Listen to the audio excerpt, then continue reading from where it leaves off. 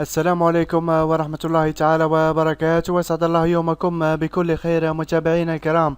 إذا أنتم دوما عبر قناتنا عبد واجد يوتيوب لأحوال الطقس.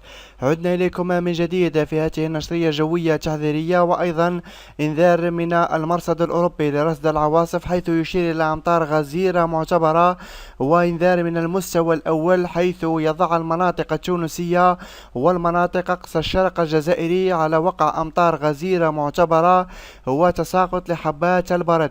إذا مناطق الشرقية لدولة تونس، وسط تونس، بالإضافة إلى المناطق الغربية لدولة تونس، المناطق الحدودية مع شرق المناطق الجزائرية خاصة ولاية الطارف، ولاية سقهراس، بالإضافة إلى ولايات تبسة. أيضا الأمطار قد تنتقل إلى ولاية خنشلة وشرق ولاية باتنا ولاية أم البواقي وشرق ولاية قلمة.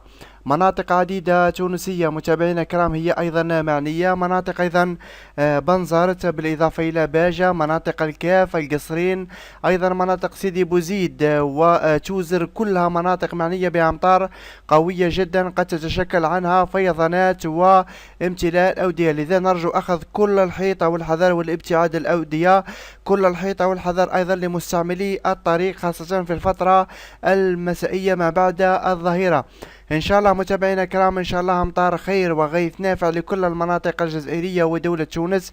سنوافيكم ان شاء الله بنشريات جوية خاصة واهم التحديثات للنماذج العالمية لاحوال الطقس فيما يخص الايام المقبلة. فقط كونوا معنا وتابعونا، والسلام عليكم ورحمة الله تعالى وبركاته.